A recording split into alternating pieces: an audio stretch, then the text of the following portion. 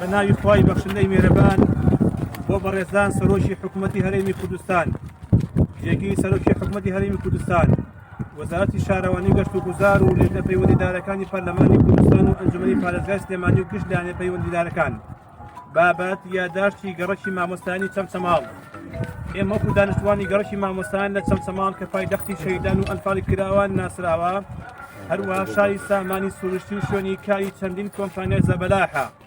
ئەم یادداشتە ئاراستەی بەڕێستان و ڕای گشتی دەکەین و ڕادێگەینی کە گەڕەکەکەمان لە ساڵی 2023 فەرمانی قیتاوکردنی هەیە و کاری قیتاوەکە تا ساڵی 2004 بەردەوام بووە. لەو ماوەدا کە لە 132 کارەکانی تەواو بوو و لە 158 کارەکانی ماوە و کارەکە زیاتر لە 6 ساڵە وەستاوە. ئەمەش گرفتێکی زۆری بۆ دانیشتوانی گەڕەکەکە دروست کردووە کە لە وەرزستاندا قوڕا و چڵپا و لە وەرزی هاویندا تەپ و تۆز و بێزار و هەرەسانی کردوین.